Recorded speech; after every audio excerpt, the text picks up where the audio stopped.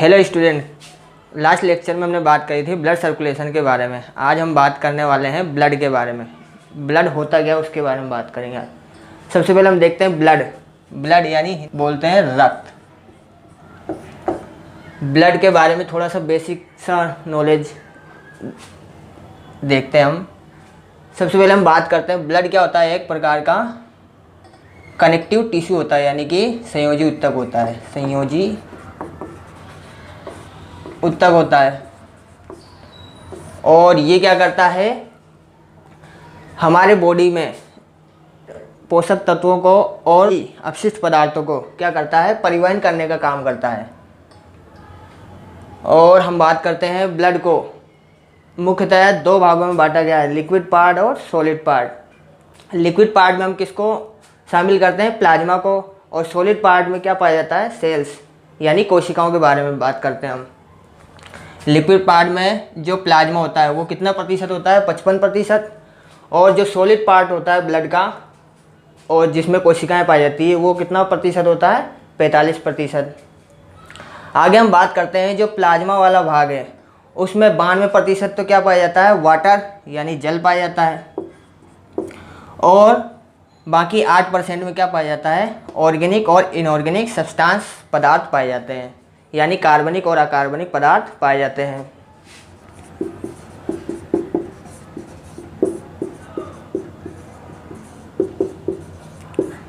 एक पदार्थ और ब्लड का निर्माण कहाँ होता है। ब्लड का निर्माण वयस्क में ब्लड का निर्माण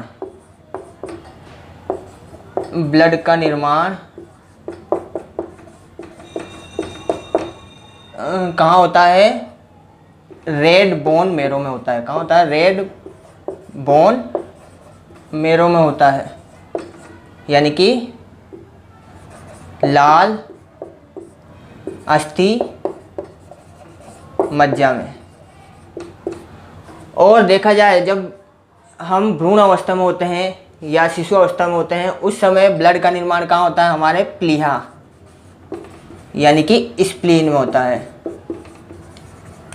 बच्चों एक जनरल नॉलेज की बात करें हम तो मुख्यतः हमसे पूछ लिया जाता है कि लाल रक्त कोशिकाओं का जो कब्रिस्तान होता है उसे क्या कहते हैं। तो लाल रक्त कोशिकाओं का कब्रिस्तान होता है प्लीहा। प्लीहा को हम क्या बोलते हैं, लाल रक्त कोशिकाओं का कब्रिस्तान बोलते हैं। उसके बाद हम देख रहे थे कि ब्लड को हमने दो पार्ट्स में डिवाइड किया हुआ था, सॉलिड पार्ट और लिक्विड पार्ट में। हमने लिक्विड पार्ट में देखा कि वाटर होता है और ऑर्गेनिक और इनऑर्गेनिक सब्सटेंस होते हैं। उसके बाद हम देखते हैं सॉलिड पार्ट।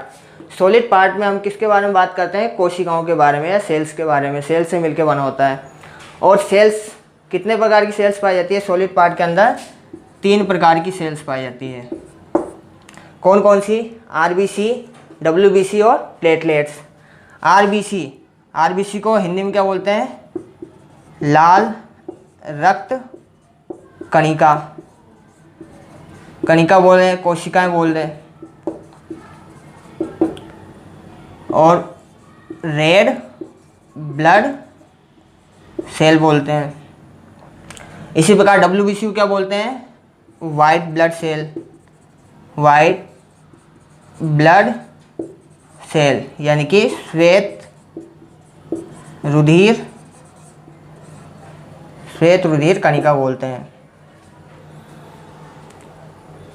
उसके बाद है प्लेटलेट्स। सबसे पहले हम बात करते हैं आरबीसी यानी कि लाल रुधिर कणिकाओं में। लाल रुधिर कणिकाओं में क्या होता है, एक हीमोग्लोबिन नामक प्रोटीन होता है। हीमोग्लोबिन नामक प्रोटीन होता है।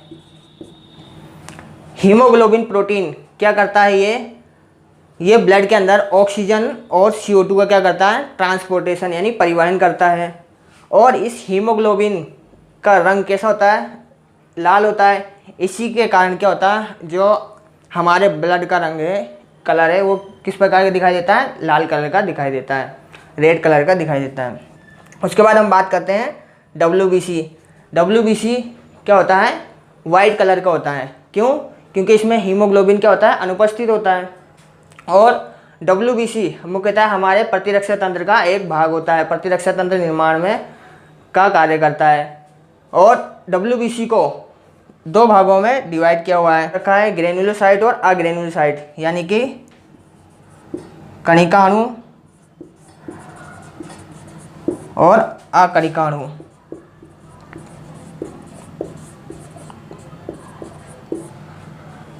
कणिका अणु में मुख्यतः 3 प्रकार की कोशिकाएं पाई जाती हैं, न्यूट्रोफिल्स, इओसिनोफिल और बेसोफिल्स।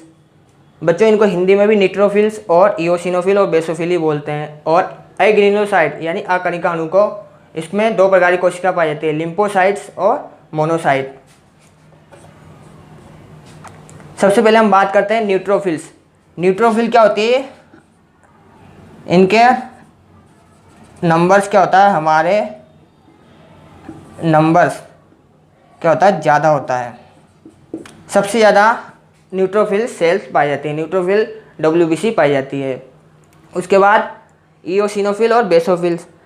कणिका अणु, कणिका अणु क्यों बोला गया है, क्योंकि इन कोशिकाओं में कणिका युक्त पदार्थ पाए जाते हैं, इसलिए इनको हमने बोला कणिका अणु। उसके बाद हम देखते हैं अकणिका अणु। इसमें लिम्फोसाइट और मोनोसाइट है। लिम्फोसाइट में मुख्यतः 3 प्रकार की कोशिका पाई जाती हैं, बी लिम्फोसाइट, टी लिम्फोसाइट और प्राकृतिक। पहली है बी लिम्फोसाइट, दूसरी टी लिम्फोसाइट, तीसरी है प्राकृतिक मारक कोशिका, यानी कि नेचुरल किलर सेल। अब इसके बाद हम बात करते हैं मोनोसाइट। मोनोसाइट क्या करता है कि जब हमारे बॉडी के अंदर कोई भी बाहरी पदार्थ आक्रमण करता है, बाहरी पदार्थ क्या करता है, आक्रमण करता है, तो ये मोनोसाइट मिल के क्या बना लेते हैं, फेगोसाइट्स बनाते हैं, फेगोसाइट्स। और ये कैसे होती है, मैक्रो यानी महाभक्षाणुक, मैक्रोफेगोसाइट्स यानी महाभक्षाणु कोशिकाएं बनाती है। और ये मोनोसाइट्स न्यूट्रोफिल्स के साथ मिलकर क्या करती है, हमारे प्रतिरक्षा तंत्र को विकसित करती है और हमारे बाहर से आने वाले पदार्थों को क्या करते हैं, खाने का काम करती है। भक्षाणु, भक्षक यानी भक्षाणु यानी भक्षण का कार्य करती है, खाने का कार्य करती है। इसके बाद हम देखते हैं प्लेटलेट्स क्या होता है।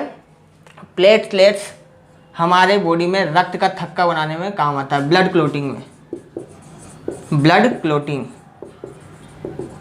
यानी कि रक्त का थक्का बनाने में, रक्त का थक्का बनाने में। और इनकी संख्या बात करें तो कितनी होती है, 3 लाख पर मिलीमीटर क्यूब, यानी कि 1 मिलीमीटर क्यूब में इनकी संख्या 3 लाख तक हो सकती है। और इनका कार्य क्या था, रक्त का थक्का बनाने में।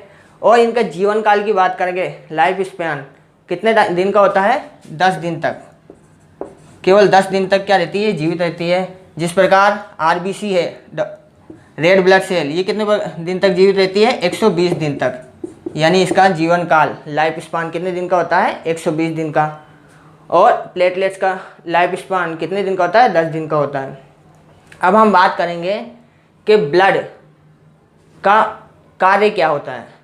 भाई हमने सब ब्लड के बारे में सारी चीज़ें देख ली, अब हम बात करेंगे ब्लड का कार्य क्या होता है। रक्त के कार्य, पहला है CO2 व ऑक्सीजन का वातावरण और शरीर के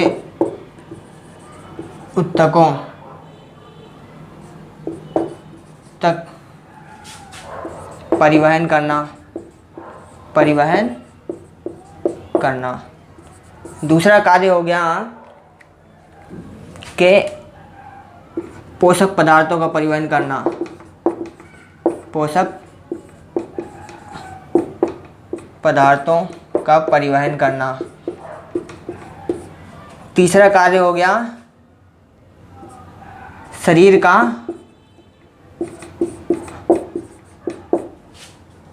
का तापमान नियंत्रित करना।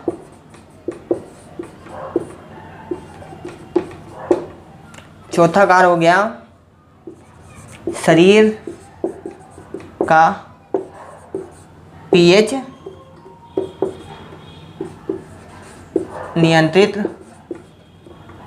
नियंत्रित रखना।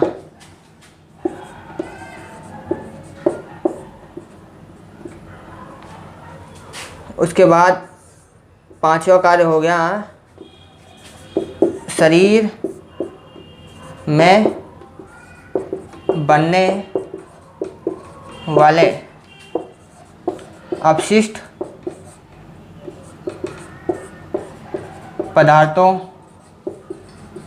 को शरीर से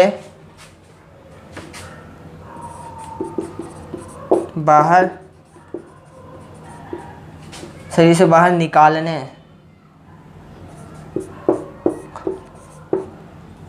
में सहायता करना। इस प्रकार ब्लड के ये सब क्या होते हैं, कार्य होते हैं। Thank you for watching.